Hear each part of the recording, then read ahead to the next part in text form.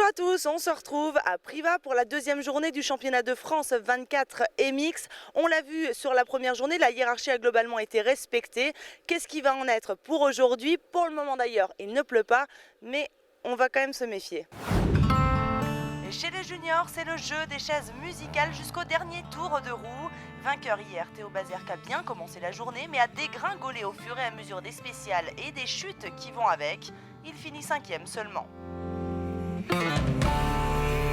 Comme la veille, My League Bron-Fontanas termine au pied du podium. Il perd la 3e place dans la dernière spéciale au profit de David Abgral. Il a bien fait craquer la 125 pour se faire une petite place sur la boîte. En deuxième position, on retrouve Mika Barnes après sa contre-performance d'hier. Souvent irrégulier dans ses résultats, souhaitons-lui que cette deuxième place lui donne confiance pour la suite.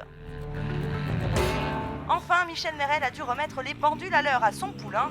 Jérémy Carpentier fait la journée quasiment parfaite. Il remporte 7 des 9 spéciales et gagne avec 1 minute 07 d'avance.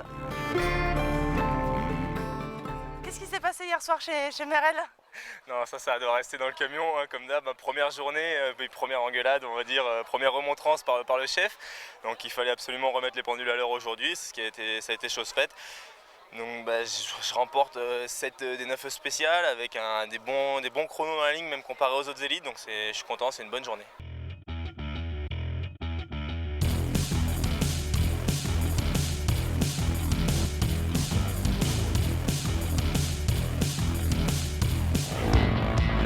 Chez les élites 1, malgré un 3e temps sur l'ultime spécial, Loïc Minaudier terminera 5e de cette journée. C'est mieux qu'hier où il avait fini 6e. Benoît Fortunato semble aimer le chocolat puisque c'est encore la médaille sucrée pour le sudiste qui finit 4e au terme d'une journée mouvementée.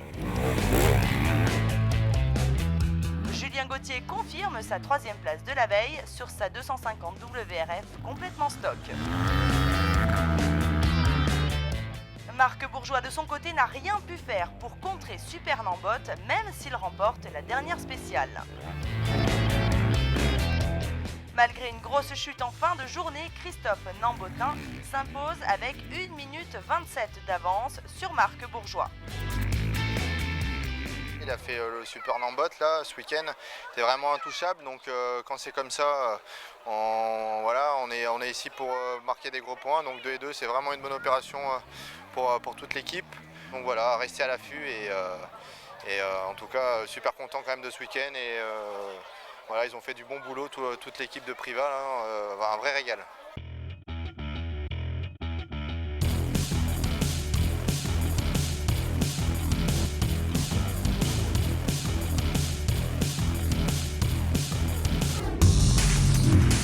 Chez les plaques rouges, c'est à nouveau une contre-performance de Romain Dumontier sur ce terrain qu'il n'a pas réussi à maîtriser.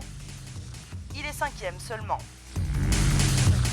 Juste devant, il n'a pas réussi à réitérer son podium d'hier. Romain Boucardet avait pourtant entamé une belle bagarre avec deux parois pour la 3e place. Mais cette fois, ça a tourné à l'avantage du pilote Husqvarna privé qui savoure ce podium. Le bilan est plutôt positif. Aujourd'hui, je me suis bien amusé. J'ai réussi à retrouver des sensations aussi. Donc non, c'est pas mal. Devant, Loïc Larieux n'a pas réussi à tenir tête à Pela autant qu'hier. Il s'offre un scratch sur la 3e spéciale et malgré cette chute, il termine 2e à 39 secondes.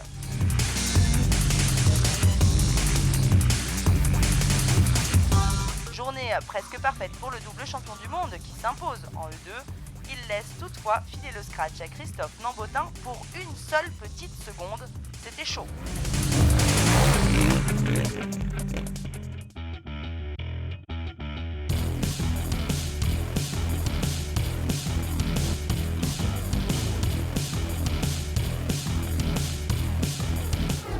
Chez les grosses cylindrées de la catégorie E3, c'est là que les écarts sont les plus serrés.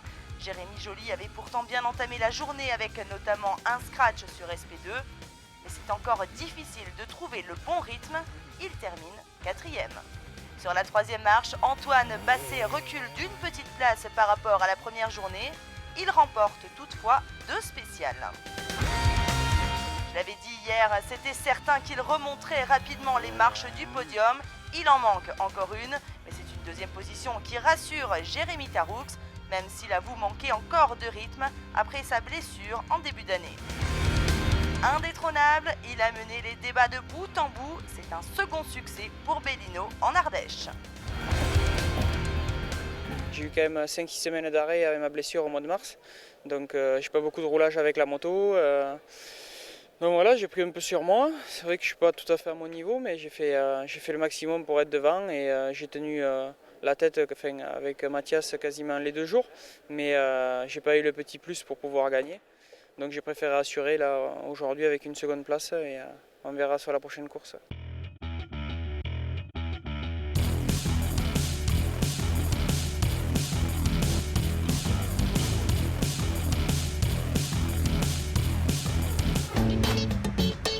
Après le clin d'œil aux filles hier, zoom sur les espoirs avec le double succès de Valérian Debeau à Privas.